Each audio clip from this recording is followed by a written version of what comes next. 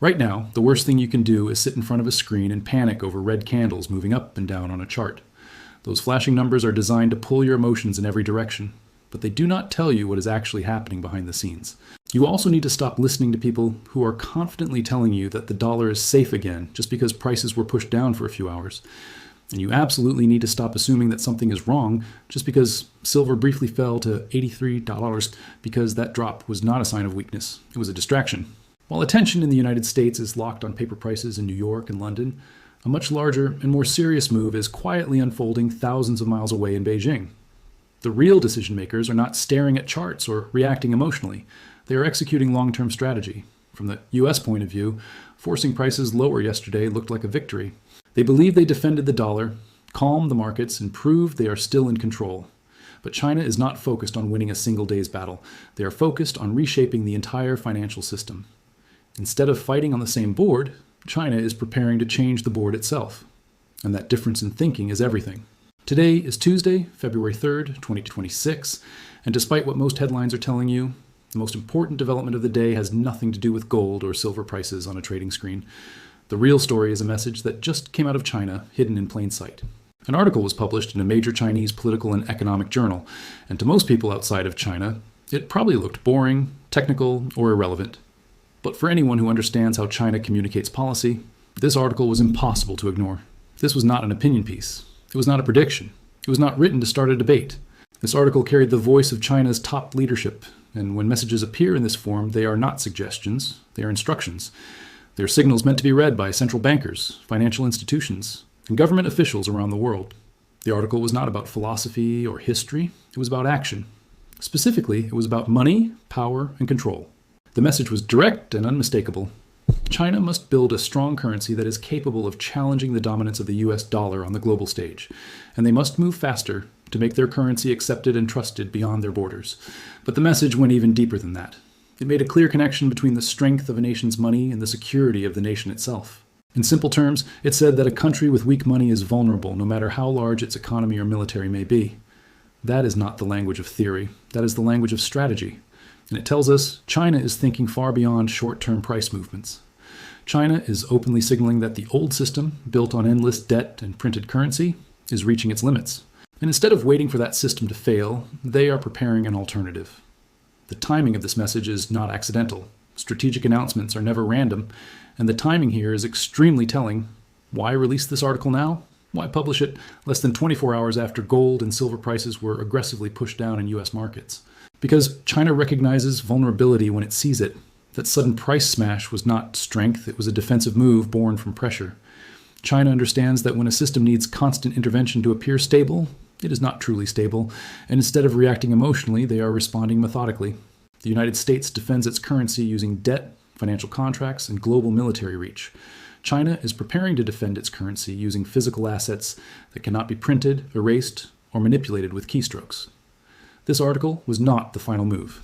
It was the signal that the plan is entering a new phase, a quiet confirmation that preparations are complete. People often expect major shifts in global power to begin with dramatic announcements or sudden collapses. In reality, they begin with subtle signals, internal instructions, and coordinated planning. This was one of those signals. China is not declaring the end of the current system. They are preparing for what comes after it. And preparation always happens, before change becomes visible. While many people argue about charts and daily headlines, China studies inventories, physical supply, and long-term flows of real assets. They are not focused on appearances, they are focused on control. The message from Beijing is clear for anyone willing to see it. The current system is no longer trusted, and a new foundation is being built underneath it.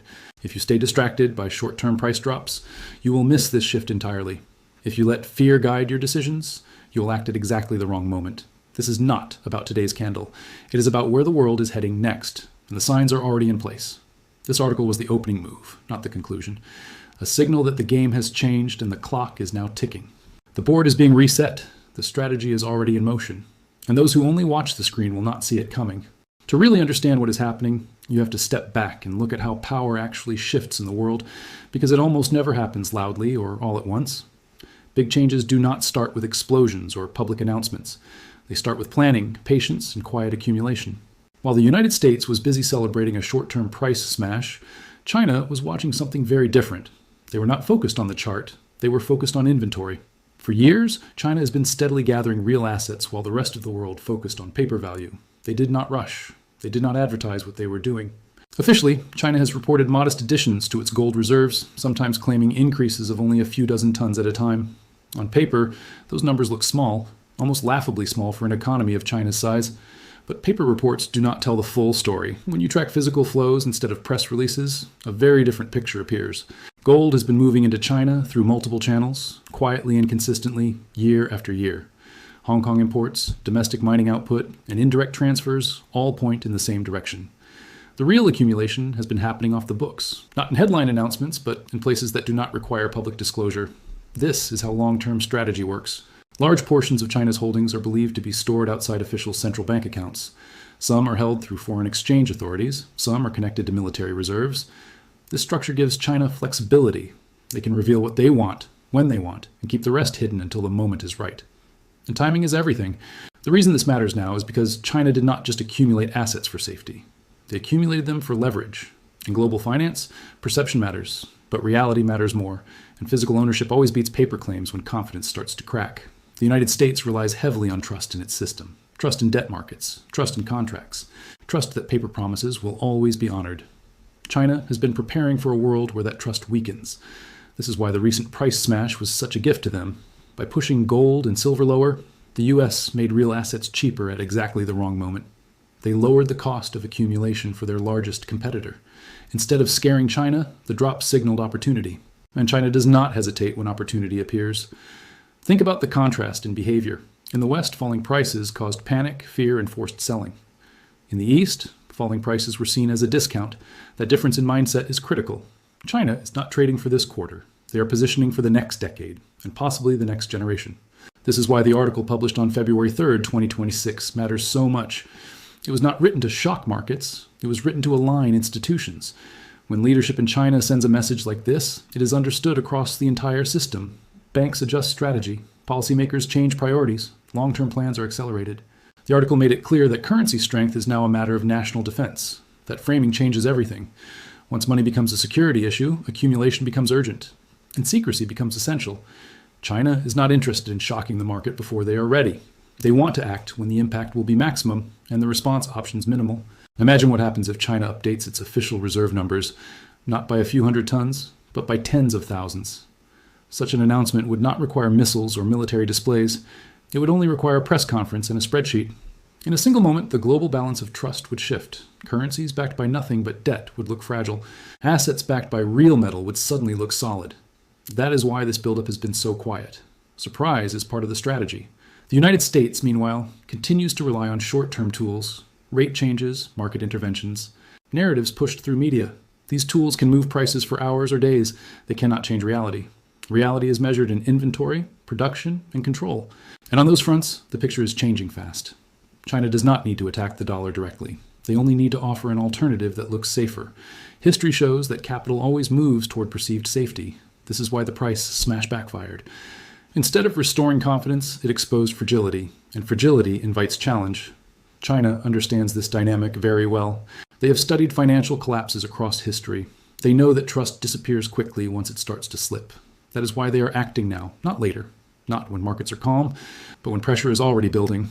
This phase is about positioning, about making sure all the pieces are in place before the next move. And those pieces include massive physical reserves.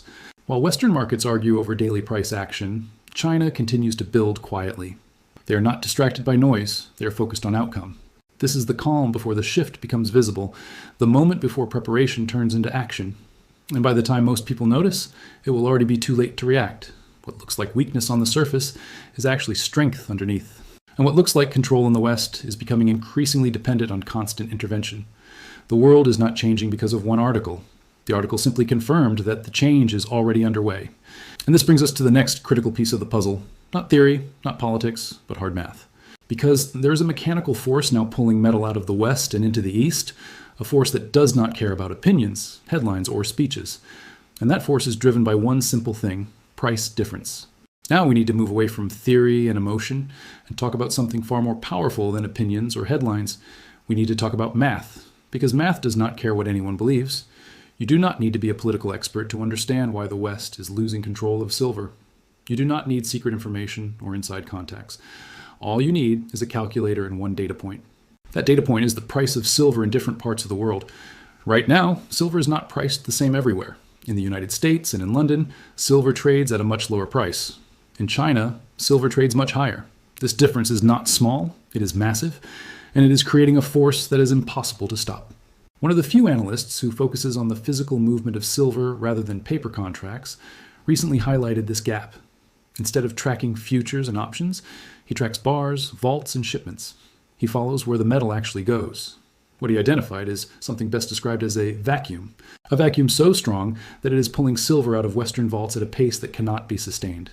This vacuum is created by the price difference between Western markets and the Chinese market.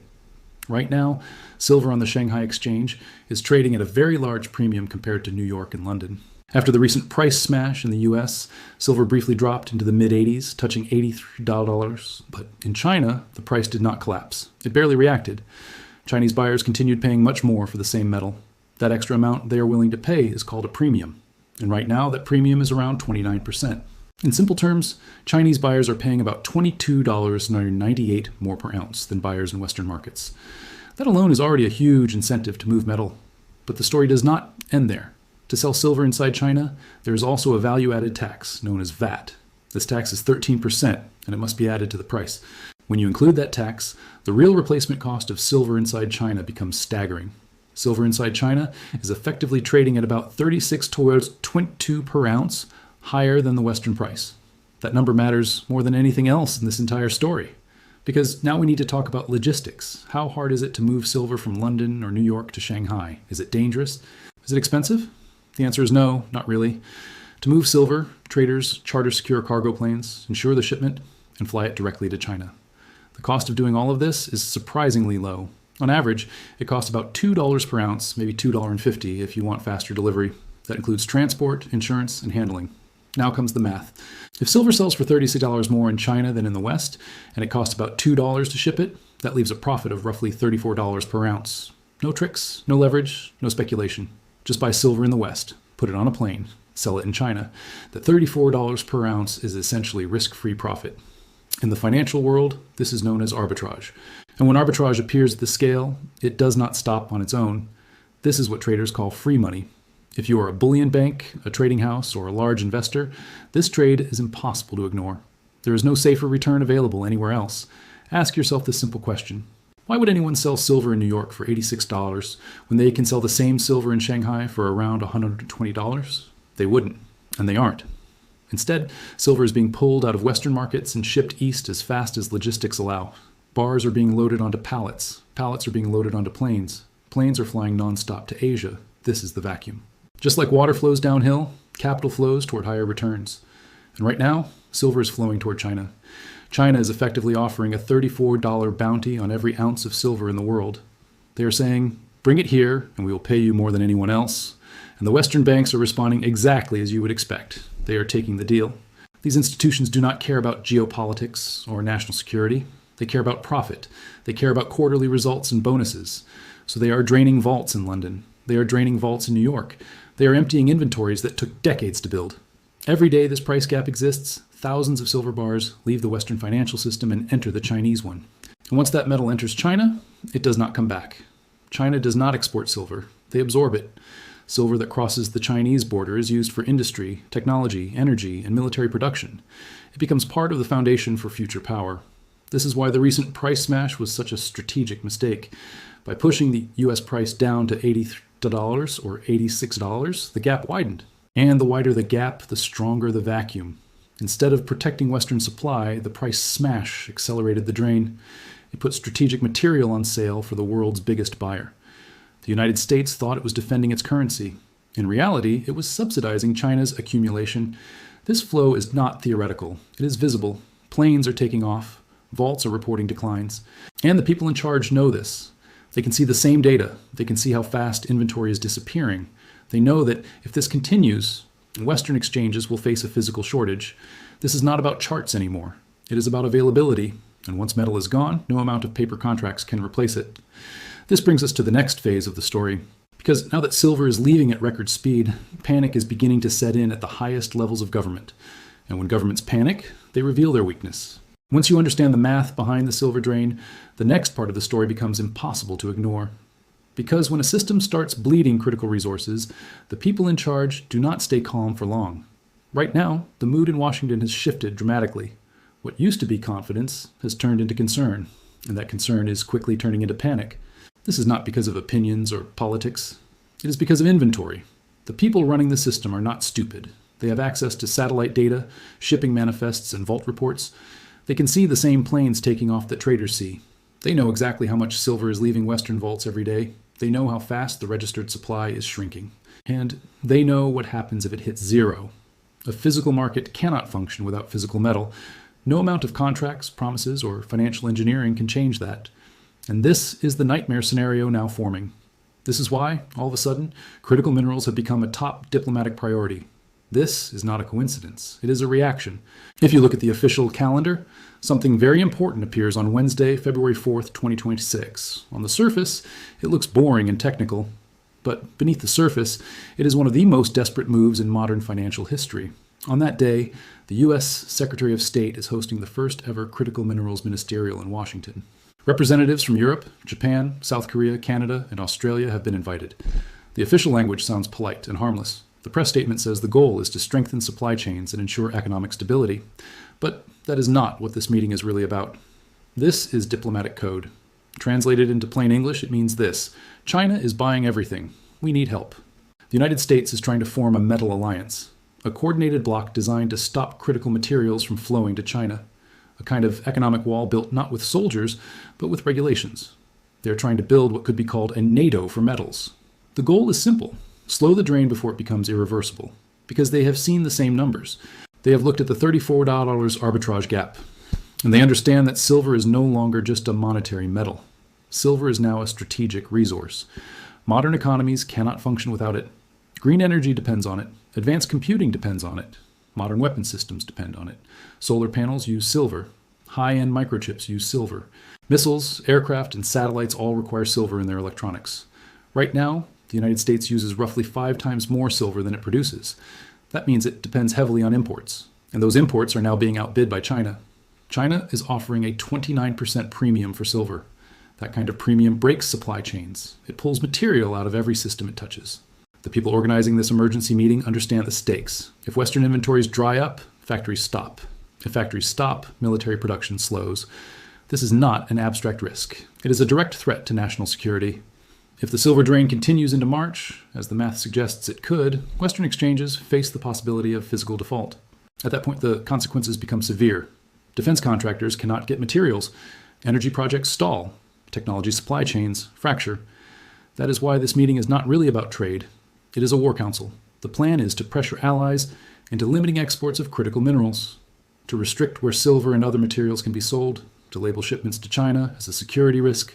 There may even be discussions about outright bans on shipping silver east, or proposals for capital controls on strategic metals. The message would be simple: you cannot sell silver to China. But there is a problem with this plan. It ignores the laws of economics. You cannot regulate away a price difference of $34 per ounce. You cannot stop metal from flowing to the highest bidder with paperwork alone. As long as the incentive exists, the trade will find a way. If legal routes are blocked, metal will move through third countries. If official channels are closed, unofficial ones will open. Smugglers, intermediaries, and black markets will fill the gap. This has happened throughout history. Whenever governments try to control price without addressing supply, markets adapt. The only real way to stop the drain is simple but painful. The Western price must rise. As long as silver trades at $86 in New York and $120 in Shanghai, the metal will keep moving east. To keep silver inside the West, the price must match or approach the Chinese price. That means the suppression must end. There is no alternative. This emergency meeting is an admission of failure. It is proof that the old strategy no longer works. For years, prices were held down to support the appearance of stability. Now that pressure has snapped back violently, the government is trying to hold a beach ball underwater using regulations and speeches. But the harder they push, the more pressure builds. Markets can smell desperation, and once they do, psychology shifts. Traders see emergency meetings and know inventories are low. They see policy panic and understand that the cupboard is nearly empty. That is why, despite the aggressive price smash, the market did not break. Fear did not take over. Instead, buying returned quickly. The The government may want to control the flow, but they no longer control the price. And without price control, the metal cannot be contained. This brings us to the next critical development, the market's response. Because even after the biggest attempt to crush prices, something unexpected happened. The price refused to stay down. What happened after the price smash is one of the most important signals in this entire story, because markets reveal truth not through words, but through behavior, and the behavior we just witnessed sends a very loud message. The move that pushed silver down to $83 was not small. It was aggressive. It was sudden. Every tool available was used at once. Narratives were released. Paper contracts flooded the market. The goal was clear: shock the market, break confidence, force people to sell. This kind of move is designed to hurt emotionally, not logically. It is meant to convince you that the trend is over and that resistance is pointless. Normally, when a market is hit this hard, it stays down. Prices drift lower or sideways for weeks. Buyers disappear and fear takes over. But that is not what happened this time. Instead of collapsing, the price fought back almost immediately. Within less than a day, silver climbed back above $86. Gold also rebounded, moving back above $4,900. That kind of recovery is not normal after a smash of this size. It is a warning sign. It tells us the sellers have lost control. It tells us that demand underneath the market is much stronger than expected. The crash did not scare buyers away. It attracted them. This is a massive psychological shift. Traders looked at the price drop and did not see weakness. They saw a gift. They compared the Western price to the price in Shanghai. They saw the $34 gap. And they understood that silver at $83 was badly mispriced. So instead of panicking, they bought. They bought aggressively. This is what a failed suppression looks like. In market behavior, when a powerful move fails, it often leads to a fast move in the opposite direction. It is like trying to hold a beach ball underwater. Once your grip slips, it does not rise slowly, it explodes upward. That is the phase the market is now entering. The entities that sold heavily during the smash expected the price to keep falling. Some were targeting much lower levels, but now they are trapped. They sold near the bottom, and now the price is higher. As silver moves from $86 to $87, $88 and beyond, these sellers are forced to react. They must buy back what they sold, and their buying adds fuel to the move higher. This is how a short squeeze begins. The attempt to kill the bull market did the opposite. It confirmed that the bull market is alive and well. Think about what this means. With the full weight of government narratives and financial power pushing down, silver could not stay below $85 for even one full day. That level is no longer a guess. It is a proven floor, and if the floor is solid, then the ceiling becomes very hard to define. The recovery also tells us something else. The physical market never agreed with the crash. While prices in New York were swinging wildly, the price in Shanghai remained firm. There was no panic selling, no collapse. The physical buyers did not care about the story being pushed in the West. They care about supply, and supply is tightening. Volume on the Shanghai exchange continues to grow. That means more metal is being demanded, not less. This is critical, because physical demand always wins in the end. Paper can move prices temporarily. It cannot create metal. As long as the price gap exists, the vacuum remains, metal will continue flowing east. This means the price rise is not speculation. It is a necessity. To stop the drain, the Western price must rise toward the Chinese price. There is no other solution. Eventually, even the banks that pushed prices down will have to let them rise, not because they want to, but because they have to. They will choose between two outcomes: let the price rise or face a physical default. There is no third option. This is why the attempt to defend the dollar backfired so badly. The crash made the dollar look weaker, not stronger. If a currency needs constant intervention to survive, confidence fades. And once confidence fades, it is very hard to restore. The rebound showed the market sees through the narrative. It showed that fear no longer works the way it used to. Traders understand that emergency meetings and price smashes signal shortage, not strength. They know that when governments start talking about supply chains, inventories are already low. This failed crash sets the stage for the final phase of the story, because now all the elements are in place. China is accumulating, metal is draining from the West, governments are panicking, and prices are rising despite every effort to stop them. The system has reached a breaking point. The only question left is timing, because once the last physical buffers are gone, the adjustment will not be gradual. It will be sudden. And that brings us to the final conclusion: what this all means and what comes next. Now that we've seen the buildup, the arbitrage vacuum, the panic in Washington, and the failed price crash, it is time to put all the pieces together. Because the truth is simple: even if it is terrifying for anyone holding dollars, the outcome is inevitable. Let's start with the signals from China. We have seen the explicit instructions coming from the top leadership, calling for a powerful, internationally respected currency. We have seen the quiet accumulation of gold and silver over years, hidden from official reports but confirmed through physical tracking. And we have seen the carefully timed article in the Party Journal that serves as the opening order for the next phase. China is not waiting to react. They are proactively shaping the game board. At the same time, the physical metal is moving east at record speed. Planes are flying pallets of silver to Shanghai. Vaults in New York and London are being emptied. Every bar that leaves is a step toward irreversible change. The West's actions have accelerated this process, not slowed it. By smashing prices to $83 or $86, the U.S. created the largest arbitrage incentive in modern financial history. That incentive is pulling metal out of the West as quickly as logistics allow. Meanwhile, emergency meetings in Washington, such as the Critical Minerals Ministerial on February 4, 2026, reveal the level of alarm. The U.S. government recognizes that inventories are dwindling and supply chains are at risk. But meetings and executive orders cannot stop physical flows. They cannot prevent metal from moving to the highest bidder. And the highest bidder is already in place: China. This is why the market responded the way it did after the price smash. Silver rebounded above $86. Gold recovered above $4,900. The failed suppression confirmed that the market psychology is unbreakable. Buyers are stronger than sellers, even in the face of the most aggressive government interventions. This combination of physical accumulation, arbitrage incentives, and market psychology creates what can only be described as a perfect storm. The West is losing both control and supply. The East is gaining both control and leverage. Now let's connect this to the broader implications.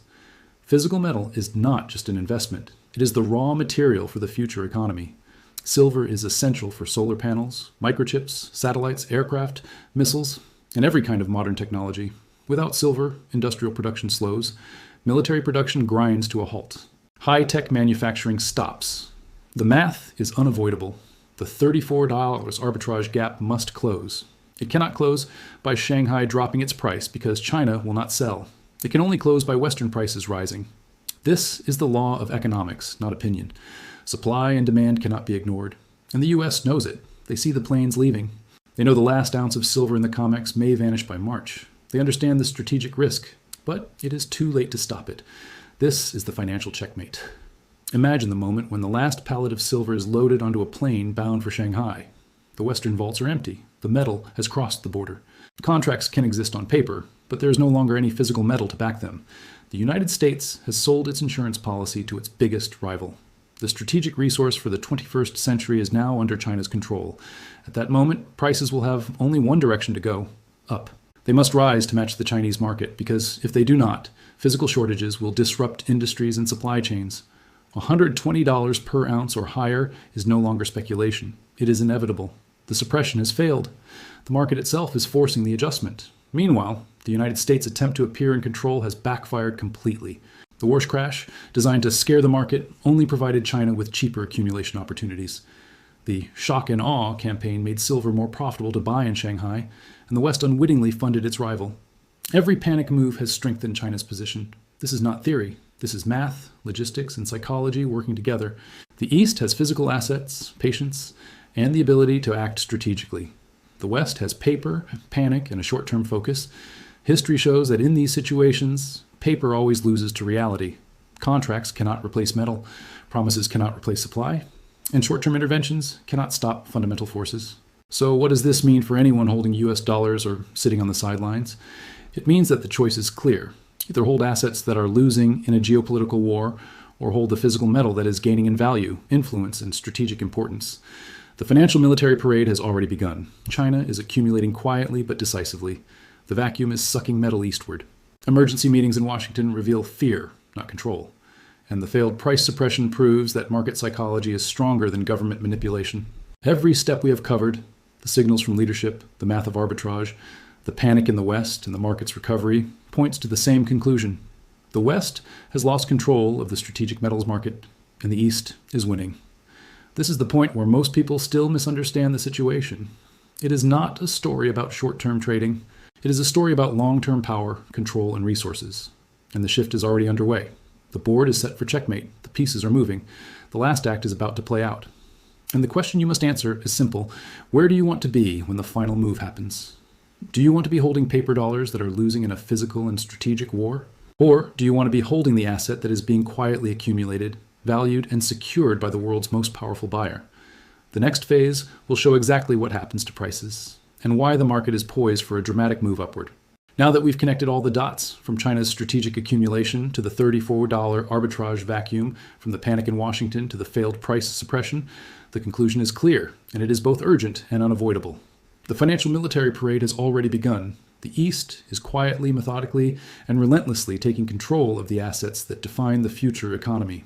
Every ounce of silver, every ton of gold, every bar leaving the West is building the foundation for a new financial order. This is not speculation. This is strategy. Let's break it down one more time so you can see the mechanics and the stakes. China is acting deliberately.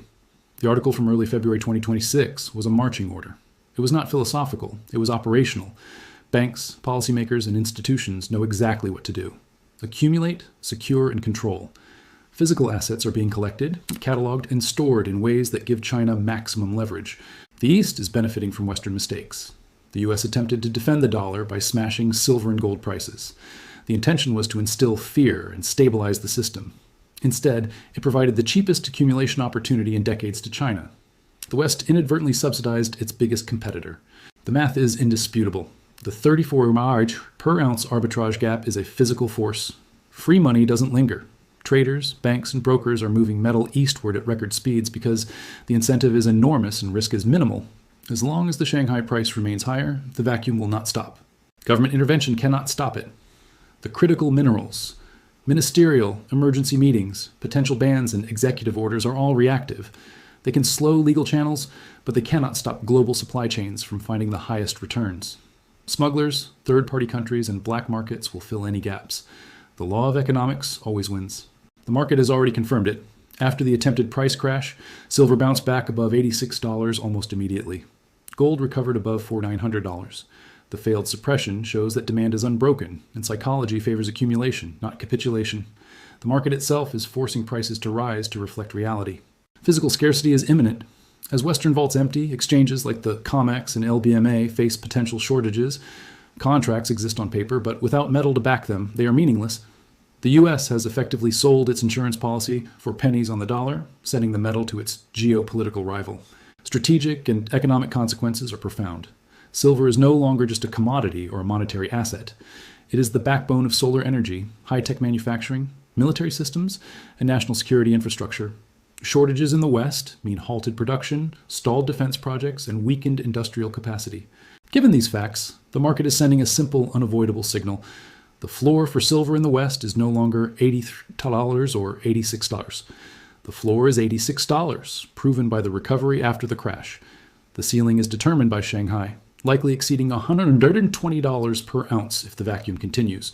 This is not hype. It is mathematics, logistics, and market psychology all working together. So what does this mean for individuals and investors? The verdict is clear. 1. Ignore the paper price. Charts in New York or London do not reflect the real supply or strategic value of silver and gold. Paper manipulation is temporary. Physical flows define reality. 2. Trust the flow. Watch where metal is moving. When the East buys and the West sells, the physical market drives prices, not news headlines. The ships, planes, and vaults tell the real story. 3. Position for the inevitable rise. This is a generational opportunity. The suppression provided a temporary discount. Those who act now can secure assets before prices adjust fully to the physical reality of scarcity and strategic accumulation. 4. Recognize the geopolitical shift. This is bigger than finance. This is about control of resources, influence over supply chains, and the foundation of 21st century power. Holding physical metal is not just an investment. It is protection against systemic risk and geopolitical disruption. 5. Accept the long-term perspective. China is thinking in decades. The West reacts in quarters. Anyone trying to play short-term will lose. Understanding the strategy allows you to make rational, high-probability decisions in the midst of panic and volatility. The final act is simple. The East continues to accumulate. Western panic will continue. Physical scarcity will rise. Prices will have to follow. This is not a warning. It is an opportunity. The financial military parade is underway, and the flow of silver and gold to the East will continue until the vacuum closes. The closure can only happen through price discovery. Western markets catching up to Eastern valuation. For anyone who understands the situation, the choice is stark. Either be holding paper dollars that are losing a strategic war, or hold the physical assets that are securing the future. The Warsh crash, the panic meetings, the news stories, they were all temporary noise. The underlying truth is immutable. Physical assets define power, and the East is taking control. The market has already spoken, the math has already been done, the strategy has already been executed, and the recovery in silver and gold confirms that the suppression failed and the squeeze is alive. This is the moment to act. Do not wait for headlines. Do not wait for confirmation from media. Look at the flows, the numbers, the physical movement, and the strategic accumulation. That is the reality. That is the signal. The verdict is simple. Buy the dip, focus on physical, and position yourself on the right side of the greatest shift in strategic metals of the 21st century. Ignore the paper, trust the flow, and prepare for the financial military parade that is now underway. Game over. The East is winning, the West is scrambling, and the market is about to adjust to reality.